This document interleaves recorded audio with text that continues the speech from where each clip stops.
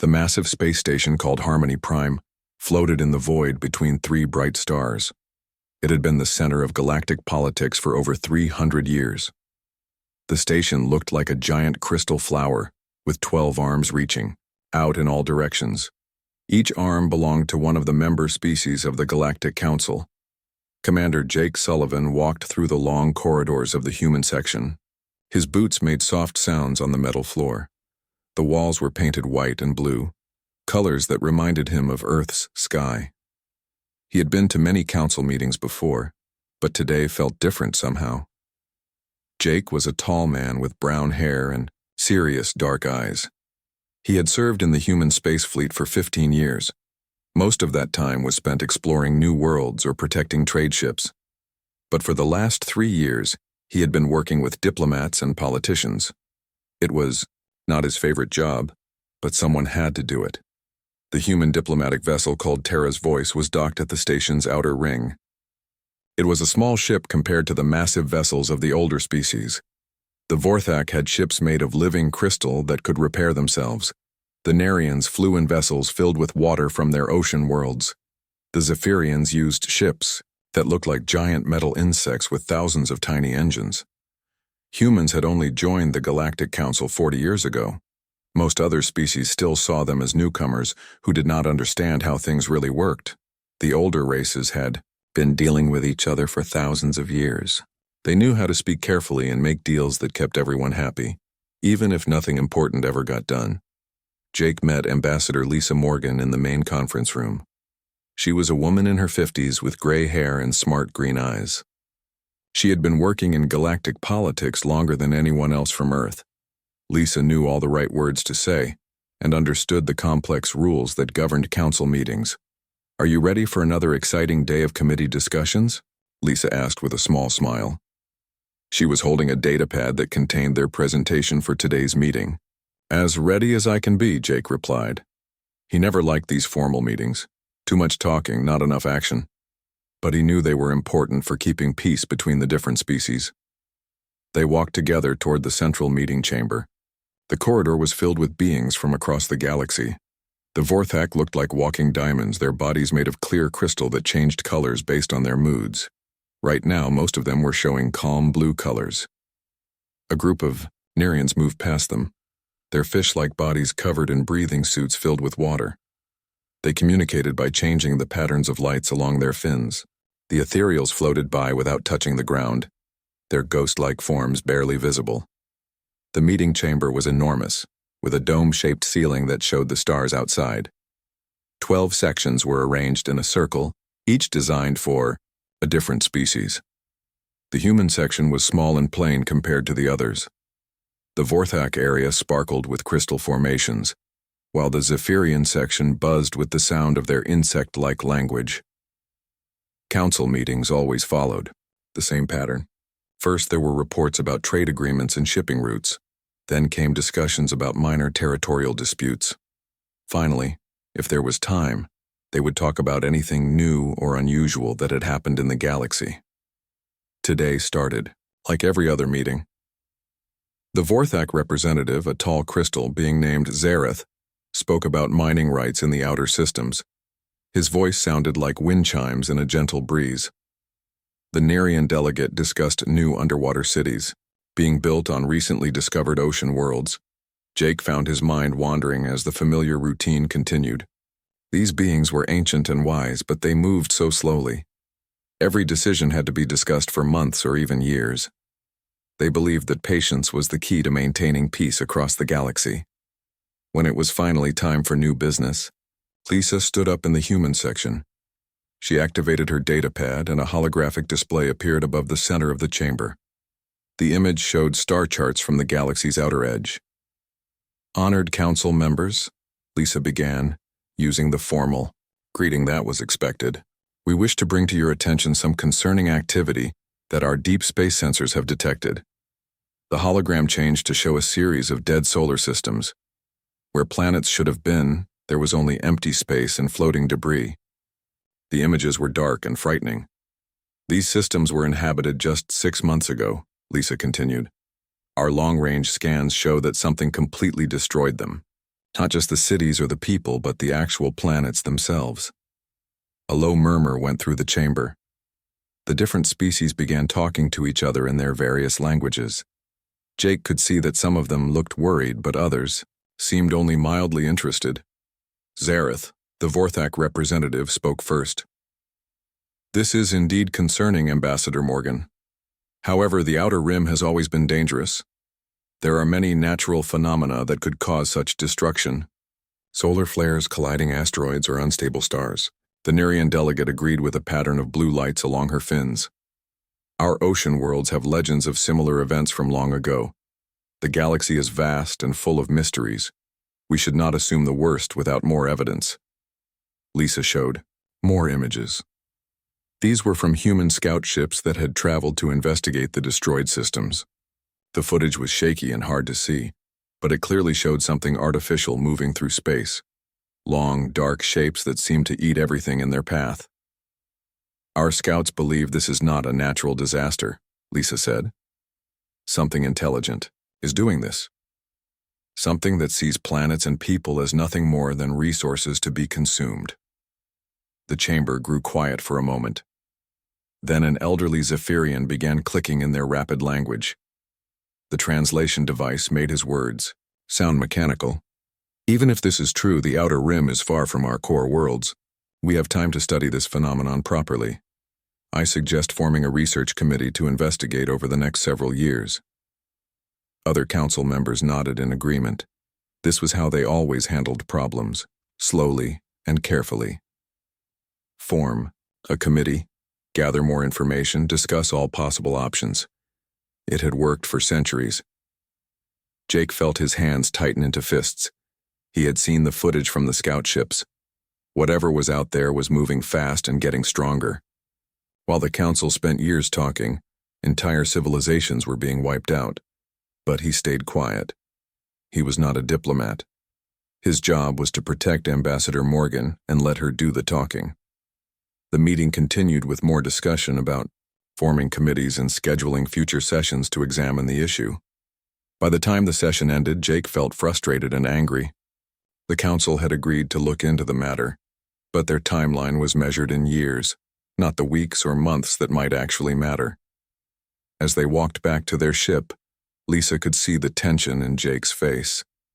"I know what you're thinking," she said, "but this is how the council works. They've kept peace for 3 centuries by being careful and thoughtful. And while they're being careful and thoughtful," Jake replied, "something out there is turning entire worlds into dust."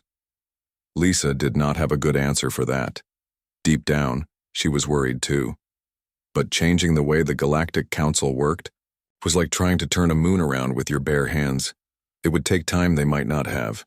3 weeks after the council meeting, Captain Ryan Davis sat in the command chair of the New Horizon and stared at the main screen in disbelief. What he was seeing should not exist. It was too big, too terrible, and too real. Ryan was a stocky man with red hair and freckles who had spent most of his adult life exploring the unknown parts of space. He had seen strange alien ruins, dangerous space storms, and planets covered in crystal forests. But nothing had prepared him for this. The New Horizon was a research vessel, not a warship. It was built for long trips into unexplored space, with powerful sensors and laboratories instead of weapons and armor. Ryan's crew of 30 scientists and engineers had been sent to investigate the destroyed systems that Ambassador Morgan had shown to the council. Dr. Amy Foster stood beside Ryan's chair, her face pale as she studied the sensor readings. Amy was a young woman with blonde hair and blue eyes who specialized in studying alien technology. She had joined the crew hoping to discover new forms of life or ancient civilizations. Instead, she had found something that gave her nightmares. "Captain, the sensor sweep is complete," reported Lieutenant Ben Parker from the science station. Ben was barely 25 years old and had never been on a deep space mission before. His voice shook as he spoke. "The fleet extends for approximately 4 light years in all directions. 4 light years." Ryan tried to imagine that distance. Light itself took 4 years to cross from one end to the other. The human fleet that protected Earth could fit in a space smaller than a single city block compared to what they were seeing. The main screen showed thousands upon thousands of dark shapes moving through space. They looked like metal insects, each one the size of a small moon. But these were not separate ships. They were all connected by streams of energy and matter, forming a single massive organism that fed on everything in its path. "How many individual units are we looking at?" Ryan asked, though he was not sure he wanted to know the answer. Amy checked her instruments. "Our computers stopped counting at 50 million.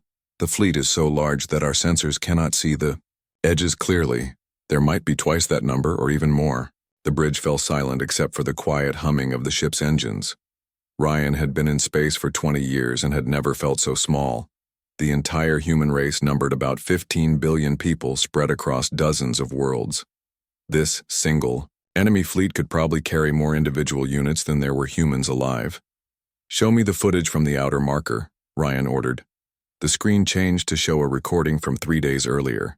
The New Horizon had placed several sensor probes at the edge of the destroyed system to watch what happened when the fleet moved through. What they captured was beyond anything Ryan had imagined. The enemy machines did not just destroy planets, they unmade them. First came smaller scout units that swarmed over a world like metal locusts. They broke down everything into basic materials: rock, metal, water, and organic matter. Then came the larger vessels that sucked up these materials, like giant vacuum cleaners. But the worst part was what happened to the people. The machines did not kill them quickly. Instead, they studied them, learned from them, and then absorbed their knowledge before finally destroying them. Each world that died made the fleet smarter and more dangerous. "Dr. Foster, show the captain your analysis of their technological development," Ben said from his station. Amy activated her datapad and new images appeared on the screen. These showed the same type of enemy units but from different time periods. The differences were subtle but frightening. "Captain, the machines we recorded destroying the first system 3 months ago are completely different from the ones we're seeing now," Amy explained. "They've improved their designs, made themselves faster and more efficient. They're learning and adapting with each world they consume." Ryan studied the comparisons. The newer machines were sleeker and more organized. Their weapons were more powerful, and their movements more coordinated. It was like watching a primitive tribe turn into a modern army in just a few months. "How long before they reach the core worlds?" Ryan asked. Amy did some quick calculations. "At their current speed, approximately 8 months. But if they continue to accelerate as they have been, maybe 6 months. Possibly less." The bridge became quiet again. Everyone was thinking the same thing. The Galactic Council was planning to spend years studying this threat, but they only had months before it arrived at their doorstep. "We need to get this information back to Harmony Prime immediately," Ryan decided. "Set course for the fastest route home." As the New Horizon prepared to jump to hyperspace, Ryan recorded a message for the Council.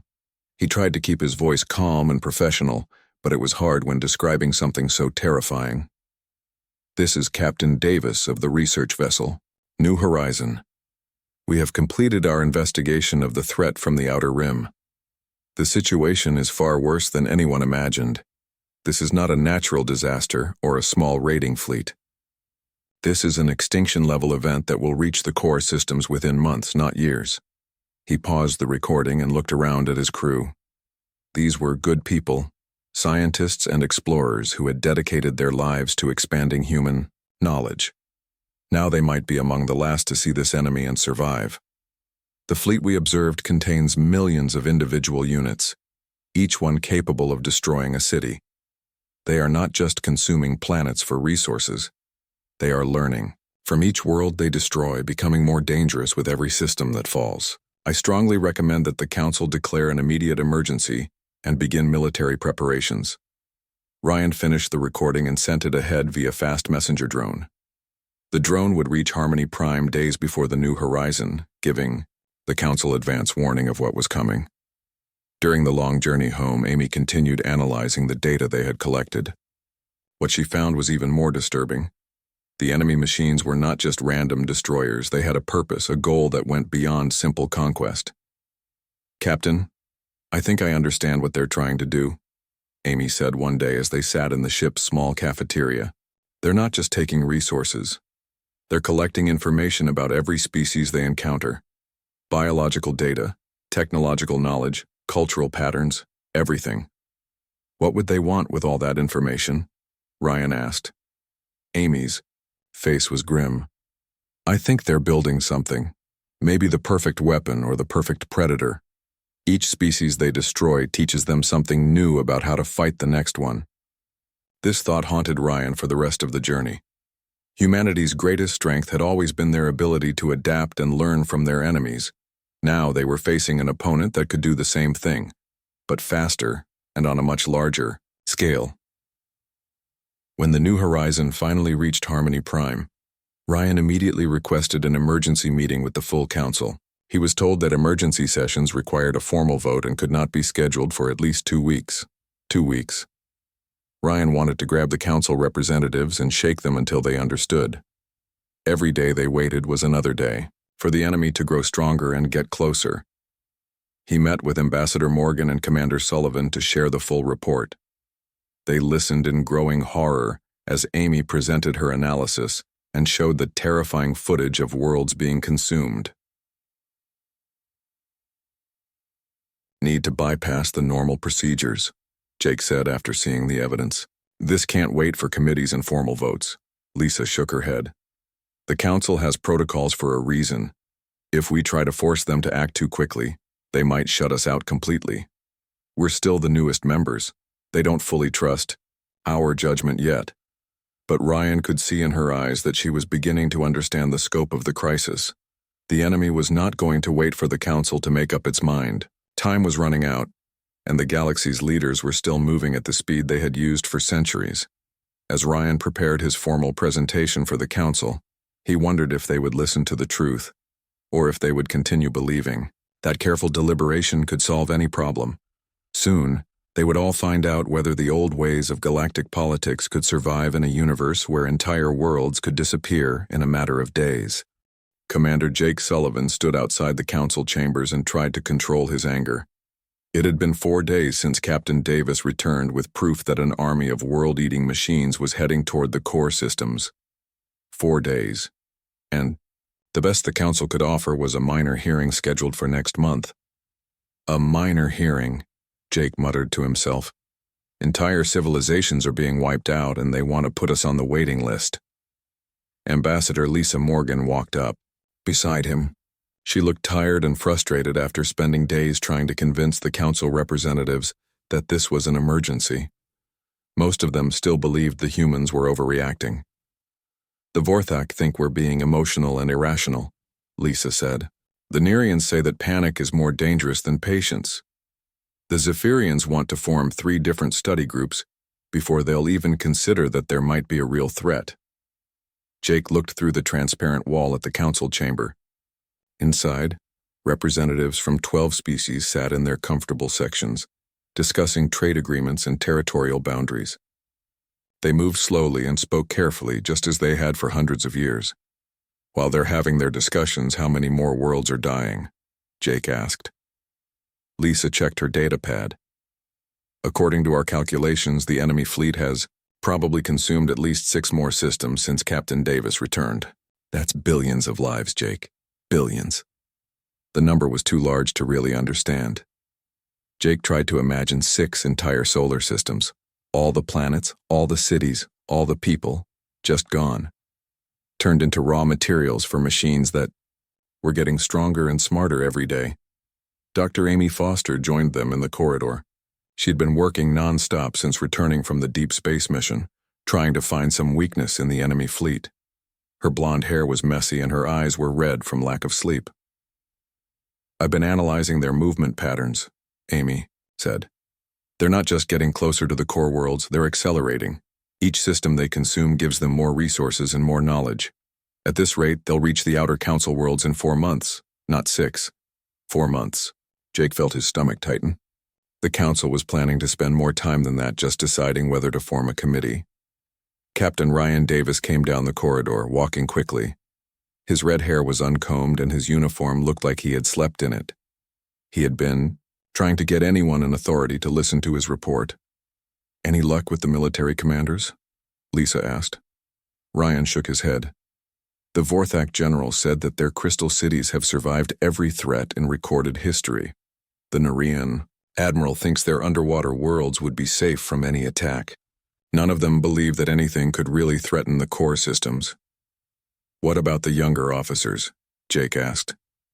Surely some of them understand the danger. A few do, Ryan admitted. But they can't act without orders from their superiors, and their superiors won't act without approval from the council, and the council won't act without months of discussion. Jake looked back at the council chamber. Through the transparent wall, he could see Zareth, the Vorthak representative, speaking in his musical voice about mining regulations. The translated words drifted through the chamber's speakers. We must consider all stakeholders and examine every possible consequence before making any changes to our established procedures. Something snapped inside Jake's mind. He had spent 3 years listening to speeches like that. 3 years watching the council debate and discuss while real problems went unsolved. Now, while they worried about procedures and protocols, an unstoppable enemy was turning living worlds into empty space. I can't do this anymore, Jake said quietly. Lisa looked at him with concern. Jake, I know this is frustrating, but we have to work within the system. If we push too hard, they'll just ignore us completely. The system is broken, Jake replied. His voice was getting louder. The system is designed for a galaxy where the worst problems can wait years for a solution. That's not the galaxy we live in anymore. Other beings in the corridor were starting to stare at the humans. It was unusual to see anyone showing strong emotions in the diplomatic areas of Harmony Prime. Most species considered it rude or primitive, but Jake did not care what they thought. He pulled out his comm device and activated the emergency broadcast system. This was supposed to be used only for station-wide alerts, but Jake had the access codes as part of his security clearance. Attention all council representatives. Jake's voice echoed through the entire station. This is Commander Jake Sullivan of the Human Diplomatic Mission. I am requesting immediate access to the main council chamber for an emergency presentation. Inside the chamber, the council members looked around in confusion. This was not how things were supposed to work. Zareth's crystal body flashed angry red colors as he spoke into his translator. This is highly irregular. The human representative has no authority to interrupt a formal session. But Jake was already walking toward the chamber's main entrance. The automated doors tried to stop him. Only scheduled speakers were supposed to enter during active sessions. Jake used his military override codes to force them open.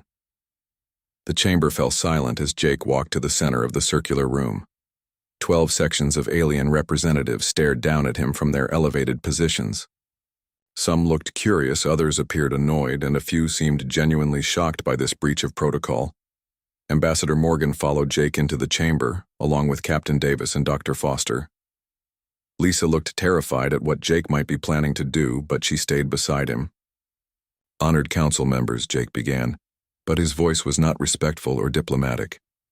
It was hard and urgent, like a military commander giving orders during battle. I am not here to request your permission or ask for your approval. I am here to tell you what the human government has decided to do. The chamber erupted with clicking, chiming, and bubbling sounds as the different species began talking at once. The Zephyrian queen, an ancient insect-like being, raised one of her arms for silence. When she spoke, her words came out as rapid clicks that the translator turned into mechanical speech. This is completely unacceptable.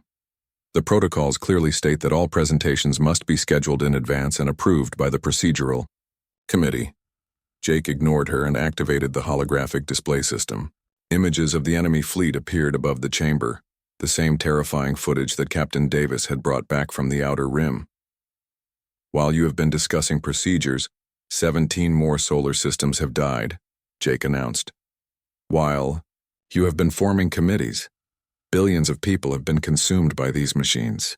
While you have been following protocols, an enemy that learns from every world it destroys has been getting closer to everything you claim to protect. The images changed to show Amy's analysis of how the enemy was improving. The mechanical creatures that had destroyed the first worlds looked primitive compared to the sleek predators they had become after consuming dozens of systems. This enemy will not wait for your study groups, Jake continued. It will not pause while you debate the proper procedures. It will not care about your ancient wisdom or your careful traditions. It will simply arrive and turn your worlds into fuel for its expansion. Zareth stood up in the Vorthak section, his crystal body now flashing bright, angry colors. The human representative is clearly suffering from some kind of emotional breakdown. I move that he be removed from the chamber, and that his species be formally censured for this violation of council protocols. But Jake was not finished. He took a deep breath and said the words that would change everything. The human government has decided that we will not stand by and watch the galaxy burn while its leaders debate. In 72 hours, every human ship capable of fighting will depart for the front lines. We go with or without council approval. We go with or without your support. We go because someone has to. The chamber fell completely silent. Even the quiet humming of the station's life support systems seemed loud in the sudden stillness. Furthermore, Jake continued, we call upon every species, every world, every individual who values life and freedom to join us. This is not a human war. This is a fight for the survival of everything we have built together. The enemy does not care about your species or your politics. It only cares about consuming what you have created. The Nerian delegate spoke for the first time, her fin patterns flashing urgent yellow colors. The humans cannot unilaterally declare war. There are protocols, procedures, legal frameworks that must be followed. Jake looked directly at her. Your protocols will not save your ocean worlds when the machines arrive. Your procedures will not protect your children when their planets are turned into raw materials. Your legal frameworks will not matter when there is no one left alive to enforce them. He turned to address the entire chamber. In 72 hours we leave. Anyone who wants to join us is welcome. Anyone who wants to stay here and form study groups is free to do so. But history will remember which choice you made when the galaxy needed you most. Jake walked out of the chamber without waiting for permission or responding to the chaos that erupted behind him. As he left, General Matt Harrison stood on the bridge of the human flagship Defiant and watched the most incredible sight of his military career. Through the massive viewing windows, he could see ships arriving from dozens of different worlds. Not the slow, official vessels of government fleets, but fast civilian ships, converted cargo haulers, and small military units whose crews had chosen to defy their orders. Matt was a big man with gray hair and steady brown eyes who had served in the human fleet for 30 years. He had fought pirates, explored dangerous systems, and commanded ships in 3 different conflicts. But he had never seen anything like what was happening now. "Sir, we have another group requesting permission to join the fleet," reported Colonel Tom Bradley, Matt's second in command. Tom was a younger man with black hair who specialized in coordinating large military operations. 12 Vorthak fighter craft, along with their support ship. They say their pilots are volunteers from the Crystal Academy. Matt shook his head in amazement. The Crystal Academy was the most elite military school in Vorthak space. Their pilots were considered among the best in the galaxy. The fact that they were willing to abandon their posts to join a human-led fleet was almost unbelievable. "How many ships do we have now?" Matt asked. Colonel Bradley checked his datapad. "Approximately 800 vessels of various sizes and capabilities. That includes our core human fleet of 200 ships, plus volunteers from 43 different species. 800 ships. When Commander Sullivan had made his declaration 3 days ago, Matt had expected maybe 50 human vessels to answer the call. He never imagined that beings from across the galaxy would abandon their duties and their comfortable lives to join what many considered a suicide mission. Dr. Amy Foster was also on the bridge, serving as the fleet's science advisor. She had been analyzing the volunteer ships as they arrived, trying to figure out how to combine their different technologies and capabilities into an effective fighting force. "General, we have some remarkable assets joining us," Amy reported. "The Ethereals have brought their shield ships, which can protect entire sections of the fleet. The Nerian submarines are equipped with stealth systems that make them nearly invisible to enemy sensors. And the Zephyrian combat swarms can coordinate attacks with mathematical precision." Matt nodded, but he was also worried. These ships and crews had never worked together before. They spoke different languages, used different technologies, and had different ideas about military tactics. Somehow he had to turn them into a unified fighting force in less than 60 hours. What about the older species? Matt asked. Any word from the official government fleets? Tom Bradley's expression was grim. Nothing official. The council is still in emergency session, trying to decide whether to censure the human government or expel us from the organization entirely. But we are getting reports of individual ships and small units going missing from their regular patrols. Amy smiled slightly.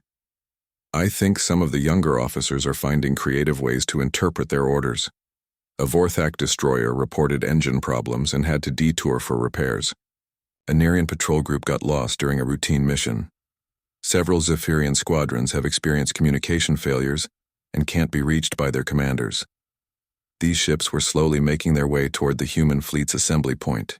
Their crews could not openly defy orders without facing court-martial, but they could have accidents and equipment failures that brought them to exactly where they wanted to be. Matt walked over to the main communications station, where Lieutenant Sarah Kim was trying to coordinate with ships that used dozens of different communication systems. Sarah was a small woman with short black hair who spoke 6 alien languages and could program translation software for dozens more. Lieutenant, patch me through to the fleet, Matt ordered. Sarah worked at her controls for a moment, then nodded. You're on general broadcast, sir. Matt activated his headset and began speaking to the hundreds of ships that were now part of his command. This is General Harrison to all vessels in the volunteer fleet. In 36 hours, we will depart for the front lines to face an enemy that has already destroyed 24 solar systems. I want every one of you to understand what we're up against. The main display screen showed Amy's latest analysis of the enemy fleet. The mechanical swarm was even larger than before, and it was moving faster as it consumed each new system. This enemy learns from every world it destroys, Matt continued. It adapts to new weapons and tactics within hours of encountering them. It has no emotions, no mercy, and no goals except consumption and expansion. Many military experts believe it cannot be stopped. Matt paused and looked around the bridge at his human crew, then out at the diverse fleet that had assembled around them. But those experts have never seen what I'm seeing right now. They've never watched beings from 43 different worlds abandon everything they knew to stand together against impossible odds. They've never seen Vorthak crystal ships flying in formation with human destroyers. They've never watched Nerian submarines coordinate with ethereal shield generators. This enemy may learn fast, but it has never faced anything like us. Through the viewing windows, Matt could see the lights of hundreds of ships. Each one represented someone who had chosen to act instead of waiting for permission, someone who had decided that some things were worth fighting for, even if the fight seemed hopeless. We are not just a fleet, Matt continued. We are proof that the galaxy can unite when it needs to. We are proof that courage is stronger than fear, and that action is more powerful than endless discussion. The enemy may have consumed 24 systems, but it has never faced a force like this one. As Matt finished his speech, something unexpected happened. Ships throughout the fleet began signaling each other using their navigation lights. The Vorthak ships flashed in complex patterns that created beautiful colors. The Nerian vessels sent streams of bioluminescent displays. The Zephyrian swarms created geometric patterns with thousands of tiny lights. Even species that had not spoken to each other for centuries were finding ways to communicate. The sight was so beautiful that Matt felt his eyes getting wet with tears. Sir, Lieutenant Kim reported, we're receiving a priority message from Harmony Prime. Matt activated the communication system, expecting to hear orders to return immediately or face criminal charges. Instead, he heard the voice of an elderly Vorthak named Korath, who served as one of the Council's senior military advisors. General Harrison, this is Commander Korath. I am speaking to you without authorization from the Council, so this conversation never happened. I want you to know that many of us understand what you are trying to do. We may not be able to help officially, but we can make sure that certain supply ships experience navigation errors that bring them to your location. The transmission cut off, but its meaning was clear. Even among the older generation of military leaders, some were beginning to realize that the traditional ways might not be enough to face this new threat. Over the next day, those lost supply ships began arriving. They brought weapons, fuel, food, and repair equipment. The ship's crews claimed they were just following emergency protocols to assist vessels in distress, but everyone knew the truth. Captain Ryan Davis arrived with a group of human scout ships that had been exploring the Outer Rim. His crews had first-hand experience with the enemy and could provide valuable intelligence about their tactics and weaknesses. "General, I've been analyzing their attack patterns," Ryan reported during a fleet commander's meeting. "They're not random destroyers. They have a specific strategy. They always target the most advanced worlds first, the ones with the best technology and the largest populations. They're trying to learn as much as possible from each system before moving on." Dr. Amy Foster had been working with scientists from other species to study the enemy's technology. "We think we found something important," she announced. "The individual units are connected by a network of energy beams. If we could disrupt those connections, we might be able to cause confusion in their coordination." Matt listened to the reports and began forming a battle plan. It was risky and would require perfect timing from ships that had never worked together before. But it was their best chance to slow down the enemy advance and buy time for the galaxy to prepare. As the 72-hour deadline approached, Matt received one final message. This one came from Commander Jake Sullivan, who was still at Harmony Prime dealing with the political chaos his declaration had created. "Matt, the Council has voted to officially condemn our actions," Jake reported. "But they've also quietly authorized the release of classified information about ancient weapons platforms in the outer systems. Some of those platforms have been dormant for thousands of years, but they might still be functional. The access codes are being transmitted to your ship now." Ancient weapons. Matt had heard stories about the mysterious devices that older civilizations had built during previous galactic conflicts. Most people believed they were just legends, but if even a few of them were real and still working, they could make a difference in the coming battle.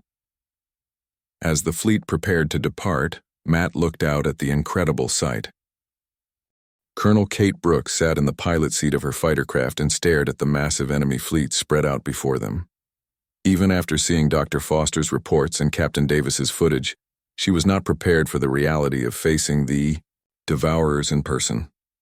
Kate was a tall woman with short brown hair and green eyes who had been flying combat missions for 12 years.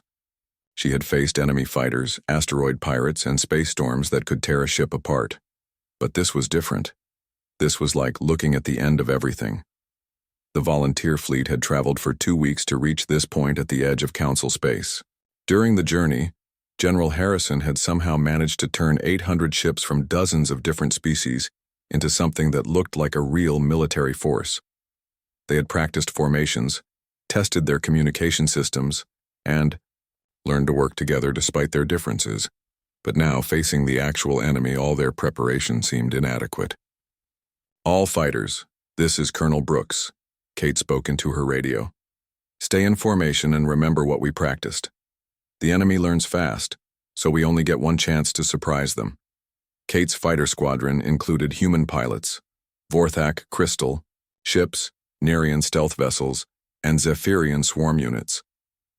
3 weeks ago, most of these beings had never spoken to each other. Now they were preparing to fight together against an enemy that had destroyed entire civilizations. On the main communication channel, General Harrison was coordinating the battle from his flagship.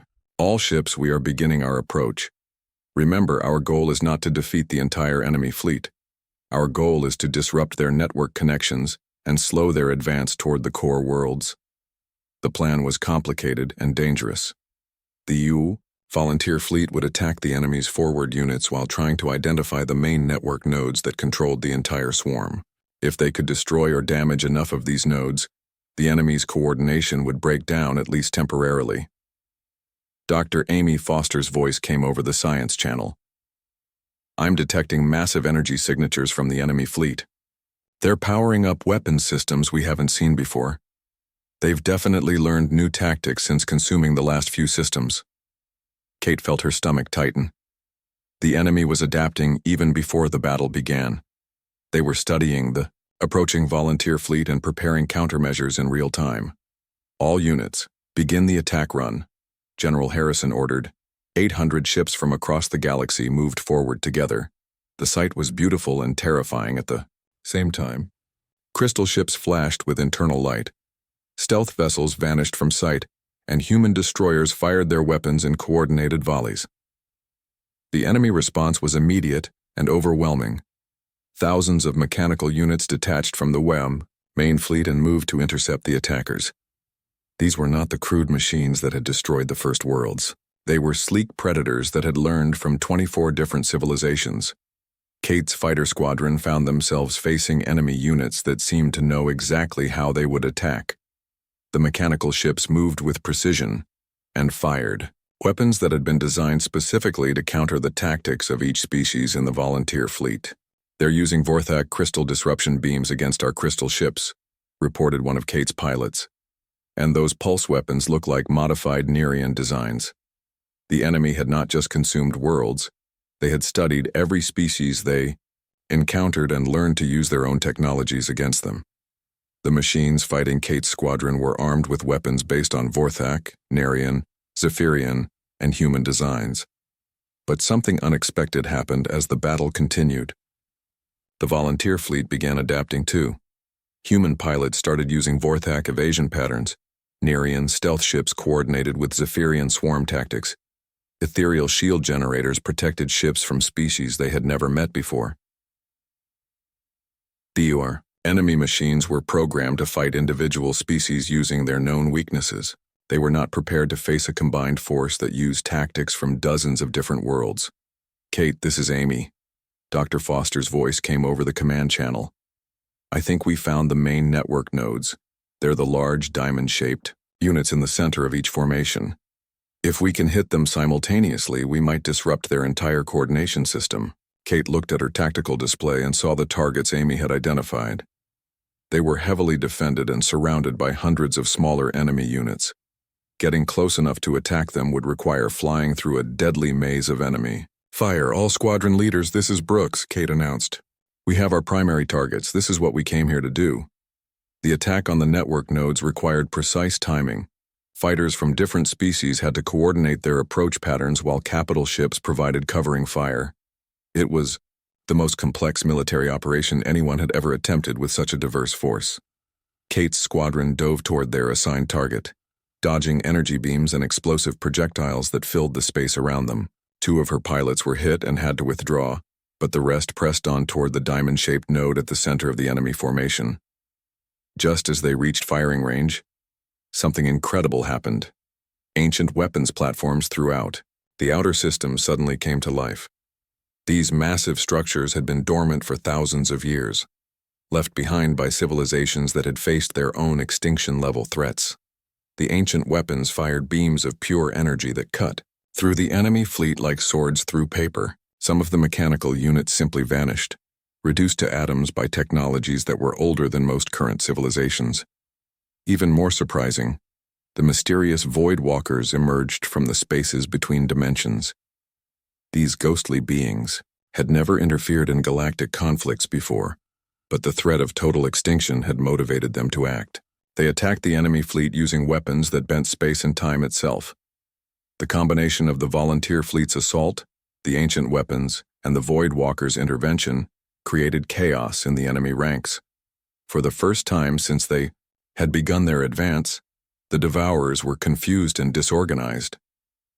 Kate's squadron successfully destroyed their assigned network node, and explosions throughout the enemy fleet showed that other units were achieving their objectives as well. The mechanical swarm that had seemed unstoppable was beginning to break apart into smaller, less coordinated groups. But the victory came at a terrible cost. The volunteer fleet had lost nearly half its ships in the attack. Brave pilots from dozens of worlds had sacrificed themselves to give the galaxy a chance to survive. As the surviving ships regrouped, General Harrison received an urgent message from Harmony Prime. The voice belonged to Zareth, the Vorthak representative, who had been one of the strongest opponents of human methods. "General Harrison, this is the Galactic Council Emergency Command. We have been monitoring your battle and we apologize. You were right and we were wrong. The full military resources of all member species are now being mobilized. Official fleet commanders are requesting permission to place their forces under your command." Kate could hardly believe what she was hearing. The same council that had been planning to expel humanity from the organization was now asking human leaders to take charge of the galaxy's defense. Over the next few hours, massive fleets began arriving from the core worlds. Vorthak crystal dreadnoughts, Nerian ocean ships, Zephyrian hive carriers, and military vessels from every member species. The old leaders had finally realized that this was not a time for careful deliberation, but for immediate action. Dr. Amy Foster, working with scientists from dozens of species, had analyzed the damage to the enemy fleet.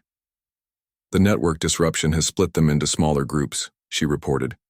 They're still dangerous, but they can't coordinate attacks on the scale we saw before. If we can keep hitting their network nodes, we can contain the threat. The battle had not destroyed the enemy, but it had proven that they could be fought and beaten. More importantly, it had shown that the galaxy could unite when faced with extinction. Species that had spent centuries maintaining careful distances from each other were now working together as if they had been allies for generations. Colonel Kate Brooks, flying patrol missions in the days after the battle, often looked out at the mixed fleets that now protected the outer systems. Human destroyers flew alongside Vorthak crystal ships. Nerian submarines worked with ethereal light vessels. Zephyrian swarms coordinated with species they had never encountered before. HFY, Galactic Council still existed, but its role had changed. Instead of endless debates about procedures, they now focused on coordinating the defense of their worlds. The old system of careful deliberation had been replaced by something faster and more flexible. Commander Jake Sullivan, who had started it all with his declaration at Harmony Prime, now served as the Council's military liaison. His job was to make sure that future threats would be met with action, not committees. The enemy is still out there, Jake reminded the Council during one of their sessions. We've slowed them down and broken up their coordination, but they're learning from this defeat. Next time they attack, they'll be ready for our tactics. But the galaxy was ready too. The volunteer fleet had become the core of